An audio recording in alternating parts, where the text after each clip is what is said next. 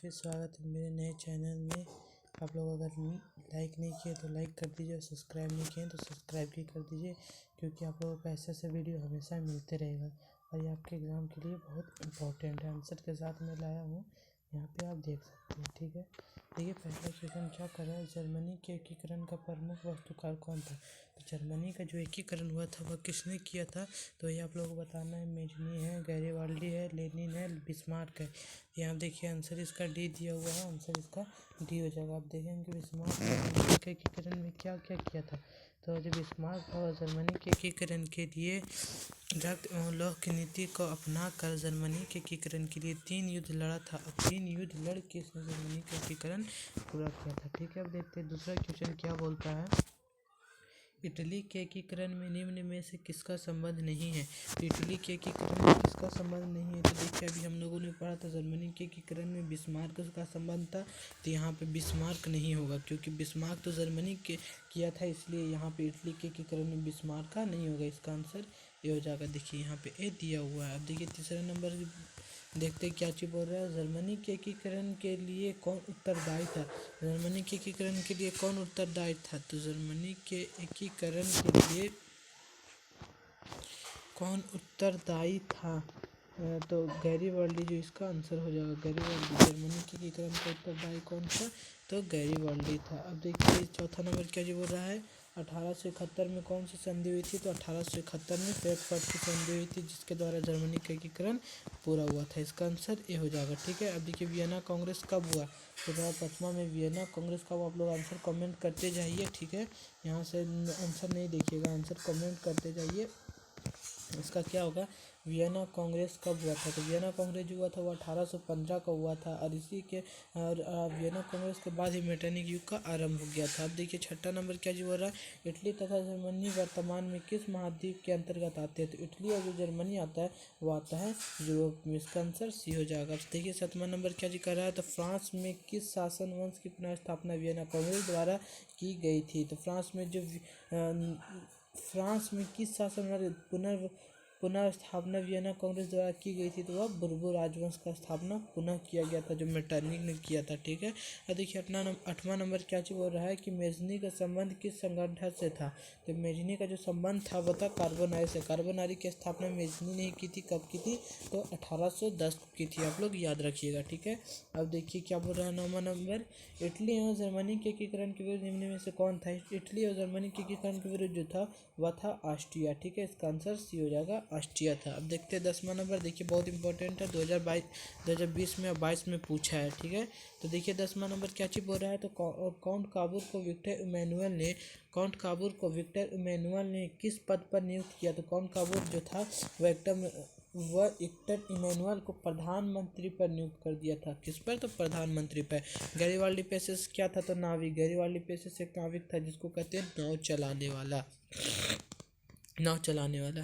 कहते हैं 12 नंबर की जर्मन राइन राज्य का निर्माण किसने किया था। यह देखिए कितना बार पूछा गया है, 14, 16, 22। आंसर जानते हैं तो जरूर कमेंट कीजिएगा। ठीक है, जर्मन राइन राज्य का निर्माण किसने किया था, तो जर्मन राइन राज्य का निर्माण जो किया था वो किया था नेपोलियन बोनापार्ट। इसका आंसर बी हो जाएगा। देखिए 13 नंबर क्या चीज बोलता है कि जलवेरिन कैसी संस्था थी। क्या बोल रहा है, तो जलवेरिन कैसी संस्था थी, तो जलवेरिन जो था वह था एक व्यापारियों की संस्था थी, शुल्क लेने की एक संस्था थी व्यापारियों के लिए। अब देखिए बी है व्यापारियों के लिए। अब देखिए 14 नंबर क्या जो बोला, रक्त एवं लौह की नीति का अवलंबन किसने किया था। तो रक्त एवं नीति का भी तो मैं बताया था, बिस्मार्क ने अवलंबन किया था, और इसका अवलंबन करके उसने 3 लड़के जर्मनी का एकीकरण पूरा किया था। अब देखिए क्या करा, फ्रैंकफर्ट की संधि कब हुई, तो 1871 में हुआ था, 1871 में हुआ था। आप लोग लाइक नहीं किए तो अभी तक लाइक कर दिया, सब्सक्राइब नहीं किए तो सब्सक्राइब भी कर दीजिएगा। ठीक है, अब देखिए क्या चीज़ कर रहा है, तो यूरोप वासियों के लिए किस देश का साहित्य एवं ज्ञान विज्ञान प्रेरणा स्रोत रहा है। तो यूनान का जो साहित्य ज्ञान विज्ञान है वो प्रेरणा स्रोत रहा है। इसका आंसर जो हो जाएगा वो हो जाएगा बी। अब देखिए 17 नंबर क्या जी करा, नेपल्स की क्रांति कब हुई थी। आप लोग जल्दी जल्दी कमेंट करके बताइए इसका आंसर क्या होगा। नेपल्स की क्रांति क्या होगी इसका, ठीक है कि आंसर छुपा हुआ, आप लोग आंसर देख के बता रहे थे। अब बताइए 17 नंबर का क्या जी होगा, नेपल्स की क्रांति कब हुई थी। नेपल्स की जो क्रांति हुई थी वह हुई थी 1821 को, इसका आंसर बी हो जाएगा। अब देखिए 18 नंबर क्या चीज बोला, चार्टिस्ट आंदोलन कहाँ हुआ। तो चार्टिस्ट आंदोलन जो हुआ था वह हुआ था इंग्लैंड में, इसका आंसर डी हो जाएगा। अब देखिए 19 नंबर में क्या कह रहा है, यूनान एक स्वतंत्र राष्ट्र घोषित किया गया। तो यूनान जो एक स्वतंत्र राष्ट्र घोषित किया गया वो कब किया गया था, तो 1832 को किया गया था, इसका आंसर बी हो जाएगा। अब देखते हैं 20 नंबर क्या चीज बोल रहा है, तो ऐतिहासिक द्वैधता की व्याख्या किसने की थी। आप लोग लाइक नहीं किया तो अभी तक लाइक कीजिए जल्दी से और सब्सक्राइब कर रहे भूलिए। क्या बोल रहा है, ऐतिहासिक द्वैधवाद की व्याख्या किसने की थी। जिसको भी आंसर याद है जल्दी जल्दी से कमेंट करें। तो ऐतिहासिक द्वैधवाद की जो व्याख्या की थी वह की थी हेगल ने। अब देखिए 21 नंबर क्या करें, एड्रियानोपुल की संधि कब हुई थी। तो एड्रियानोपुल की संधि 1829 को तुर्की और रूस के बीच हुई थी। अब देखिए 22 नंबर में यही पूछा, एड्रियानोपुल की संधि किसके बीच हुई थी, तो तुर्की और एड्रियानोपुल की संधि जो हुई थी वह हुई थी तुर्की और, इसमें तो आंसर ये गलती दिया, तुर्की और यूनान के बीच। एड्रियानोपुल की संधि तुर्की और रूस के बीच हुई थी, तुर्की और रूस के बीच हुई थी, ठीक है। अब देखिए 23 नंबर क्या दिखा रहा है, सेडान का युद्ध किनके बीच हुआ था। तो सेडान का युद्ध जो हुआ था, सेडान का युद्ध जो हुआ था फ्रांस और प्रसा के बीच हुआ था, फ्रांस और प्रसा के बीच बिस्मार्क ही ने ये लड़ा था युद्ध। 24 नंबर क्या चीज है, किस देश का हंगरी पर पूर्ण अधिपत्य था। तो किस देश का हंगरी पर पूर्ण अधिपत्य था, यानी कि हंगरी को कौन अपना बंधक बनाए हुए था, तो ऑस्ट्रिया बनाए हुए थे, कौन, तो ऑस्ट्रिया, इसका आंसर भी हो जाएगा। देखते हैं 25 नंबर क्या दिया, पोलैंड के विद्रोह को किसने कुचल दिया। तो पोलैंड के विद्रोह को किसने कुचल दिया, तो रूस ने कुचल दिया, इसका ये आंसर हो जाएगा। 26 नंबर क्या लिखा रहा, सन 1870 में फ्रांस और प्रसा के बीच युद्ध कहाँ हुआ था। तो 1870 में जो फ्रांस और प्रसा के बीच हुआ था युद्ध, उसे सेडान का युद्ध कहा जाता है। सेडान का युद्ध मतलब कि सेडान में युद्ध हुआ था, यानी कि इसका आंसर ए हो जाएगा। अब देखते हैं 27 नंबर क्वेश्चन क्या चीज कह रहा है, किस युद्ध के बाद जर्मनी का एकीकरण पूरा हुआ। तो जर्मनी का जो एकीकरण पूरा हुआ था वो था सेडान का युद्ध, जो हुआ था 1870 को। कब हुआ था, तो 1870 को। सेडवा कब हुआ था, तो 1867 को। प्रसा डेनमार्क का हुआ था 1864 को। क्रीमिया का युद्ध शायद 1800 कितना में हुआ था वो नहीं याद है, इसका याद रखिएगा। कुछ 28 नंबर क्या रहा, किस संधि द्वारा जर्मनी का एकीकरण पूरा हुआ। किस संधि द्वारा जर्मनी का एकीकरण पूरा हुआ, तो हमने बताया था अभी ऊपर में, फ्रैंकफर्ट की संधि द्वारा, जो हुआ था 1871 को। फिर 29वां नंबर क्या चीज करा, जर्मनी एवं इटली के एकीकरण के समय फ्रांस का शासक था। जर्मनी एवं इटली के एकीकरण के समय जो फ्रांस का शासक था वह कौन था। सही आप सब पूरा, आप लोग पहले इसका आंसर कमेंट में लिखिए, उसके बाद मैं इसका आंसर आप लोगों को बताता हूँ, ठीक है। मैं इसका आंसर बताता हूँ, जर्मनी और इटली के एकीकरण के समय फ्रांस का जो शासक था उनका नाम था नेपोलियन तृतीय, इसका आंसर बी हो जाएगा। अब देखते हैं 30 नंबर में क्या जी कर रहा है, राष्ट्रवाद की अवधारणा का जन्म किस घटना से माना जाता है। तो देखिए राष्ट्रवाद की अवधारणा का जन्म जो माना जाता है वह पुनर्जागरण से माना जाता है। बहुत सा में दिया हुआ रहता है फ्रांस की क्रांति, लेकिन आप लोग गलती नहीं मार के आइएगा, इसका आंसर पुनर्जागरण एकदम राइट हो जाएगा, ठीक है। अब देखते हैं 31 नंबर में क्या कर रहा है, किसने कहा था जब फ्रांस जीतता है तो बाकी यूरोप को सर्दी जुकाम हो जाता है। तो यह कहने वाला कौन था, तो मेटरनिक था। मेटरनिक का आरंभ कब हुआ था, तो मेटरनिक युग का आरंभ हुआ था 1815 से 1864 तक, याद रखिएगा 1815 से 1864 तक। अब देखते हैं अगला क्वेश्चन क्या बोल रहा है।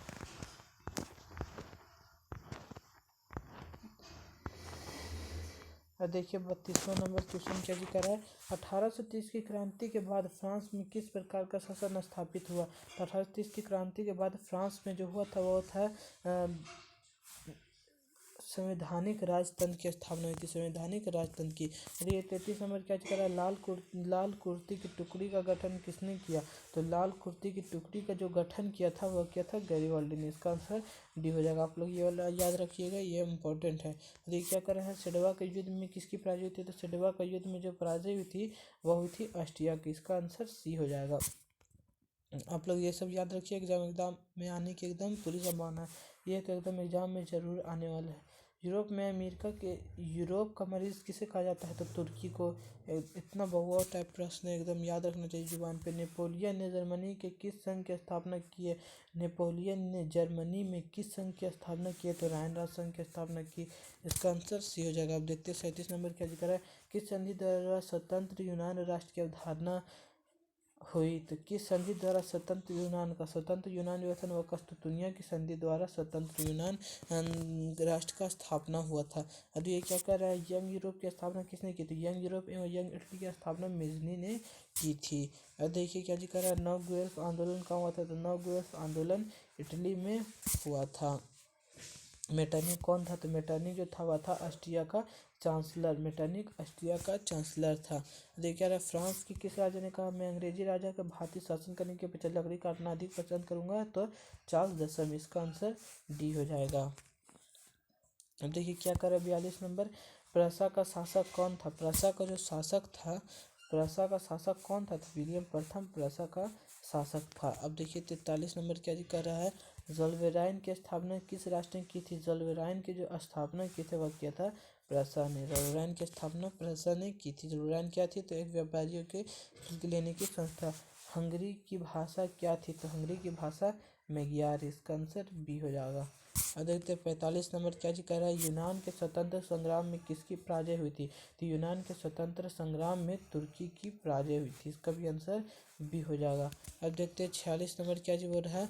मरियान किस देश के राष्ट्रवाद का प्रतीक है? तो जैसे हम लोगों में होता है, हम लोगों का प्रतीक है भारत माता। भारत का है भारत माता, तो वैसे ही किस देश का मरियान है? तो वो जो है फ्रांस का। फ्रांस का राष्ट्रीयवाद प्रतीक फ्रांस का है। फ्रांस का राष्ट्रवाद प्रतीक मरियान है। ठीक है। अभी ये क्या कर रहा है नेक्स्ट क्वेश्चन। यूरोपीय सभ्यता का पालन किस देश को कहा जाता है? तो यूनान को कहा जाता है। इसका आंसर डी हो जाएगा।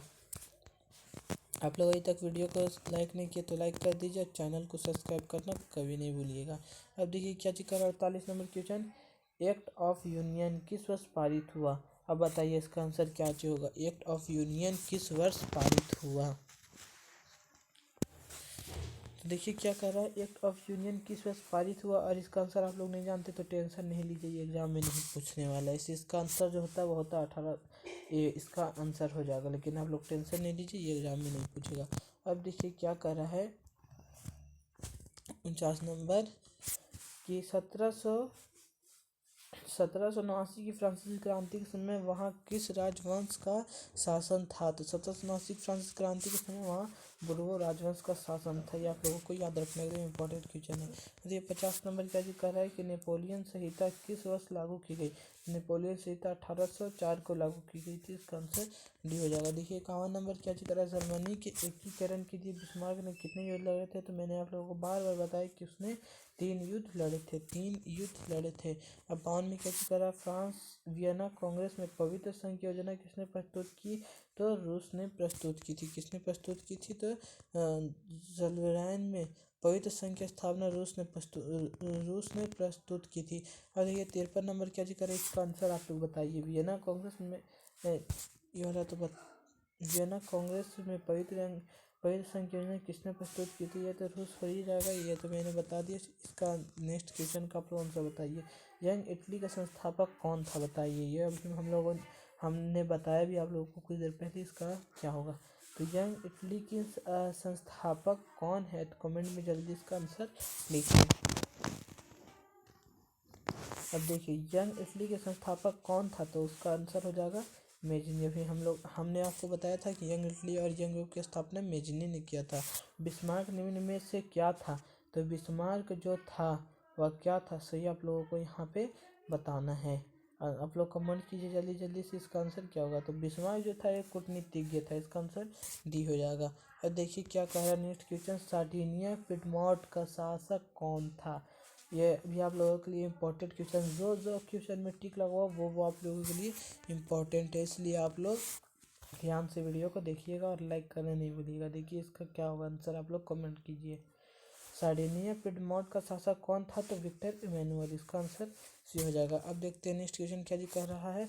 तो यूनानी स्वतंत्रता आंदोलन के दौरान कौन ब्रिटिश कवि शहीद हुए थे? तो कौन शहीद हुए थे? तो लॉर्ड बायरन हो जाएगा। ये भी एग्जाम में पूछने वाला नहीं है। अब देखिए क्या कर रहा है, वियना कांग्रेस के द्वारा वियना कांग्रेस के द्वारा फ्रांस में किस शासन वंश की पुनर्स्थापना हुई थी? तो ब्रू राजवंश। ये तो हम आपको पहले ही बता दिया, इसका बुर्बू हो जाएगा। अब देखिए क्या कर रहा है, इटली के एकीकरण में निम्न में किसकी योगदान किया गया था? इटली के एकीकरण में निम्न में किसने योगदान किया था? तो किसने योगदान किया था बताइए? इटली के एकीकरण में सबसे ज़्यादा योगदान जो था वो था मेजनी का। इसका आंसर ये हो जाएगा। अब देखिए ये इतिहास का हम लोगों का दूसरा चैप्टर है, समाजवाद एवं साम्यवाद, जो हम लोगों का आपको नहीं बताएंगे। कुछ इसका क्वेश्चन है, कुछ क्वेश्चन आप लोगों को बता देता है। 4 क्वेश्चन है, ठीक है। देखिए क्या करा, तो रूस में कृषि दास प्रथा का अंत कब हुआ? तो ये बहुत मोस्ट इम्पोर्टेंट क्वेश्चन है। देखिए टिक भी लगा हुआ है, ये आप लोगों के एग्जाम में ज़रूर पूछेगा। देखिए क्या करा, रूस में कृषि दास प्रथा कब अंत हुआ? तो 1861 में हुआ था, ठीक है। ये दूसरा नंबर क्या चीज़ कह रहा है, तो रूस में जार का अर्थ होता है तो रूस का सम्राट। इतना तो इजी है, रूस का जार का अर्थ क्या होता है? तो रूस का सम्राट होता है। अब देखिए तीसरा नंबर, ये देखिए तीसरा नंबर आप लोगों के लिए तो एकदम मोस्ट इम्पोर्टेंट क्वेश्चन है। कितना बार पूछा गया? 11 में, 15 में, 19 में, 20 में। ये आप लोगों के लिए एकदम इम्पोर्टेंट क्वेश्चन। देखिए क्वेश्चन क्या चीज़ कह रहा है, तो कार्ल मार्क्स का जन्म कहाँ हुआ था? तो इतना ईजी, कार्ल मार्क्स का जन्म कहाँ हुआ? तो कार्ल मार्क्स का जन्म जर्मनी में हुआ था, ट्रिया नगर में हुआ था। इतना ईजी आप लोगों को ये नहीं भूलना है, एकदम ये एग्जाम में आने की संभावना है। और देखिए ये आप लोगों के लिए लास्ट क्वेश्चन है जिसका आंसर आप लोग खुद देंगे। तो इसमें क्या कह रहा है, साम्यवादी शासन का पहला प्रयोग कहाँ हुआ था? अथवा विश्व का पहला समाजवादी देश कौन बना था? ठीक है, तो इसका आंसर आप लोग दीजिए। ये जो है वो 11 में पूछा गया है, 17 में पूछा गया है, 20 में पूछा गया है और 22-23 में पूछे जाने की संभावना है। इसलिए आप लोग इसका आंसर कमेंट में लिख के बताइए। इसका आंसर मोस्ट इम्पॉर्टेंट है, ठीक है। आज के लिए इतना ही। वीडियो को लाइक करना नहीं भूलिएगा और सब्सक्राइब जरूर कीजिएगा। यदि ऐसे वीडियो आप लोगों को और चाहिए तो कमेंट में लिखकर ज़रूर बताइएगा।